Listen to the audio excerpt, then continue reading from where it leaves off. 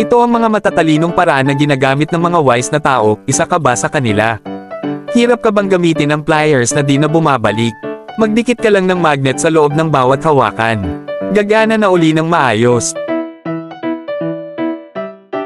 May sira ang zipper. I-clip lang ang zipper pull sa gunting para madaling maikabit muli.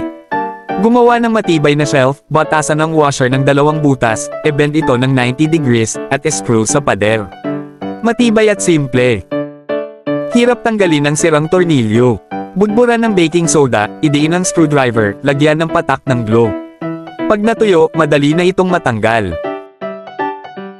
Gusto mong kontrolado ang langis? Screw ang mahabang bolt sa takip ng oil bottle, putulin ang ulo nito. Perfect na pang-lubricate. Sirang base ng bumbilya. Painitan ang takip ng plastic bottle, idikit sa sirang base, at twist. Ayun, tanggal agad.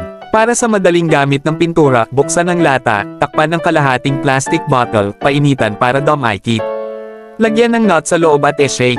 Mas madaling gamitin at pantay ang labas ng pintura.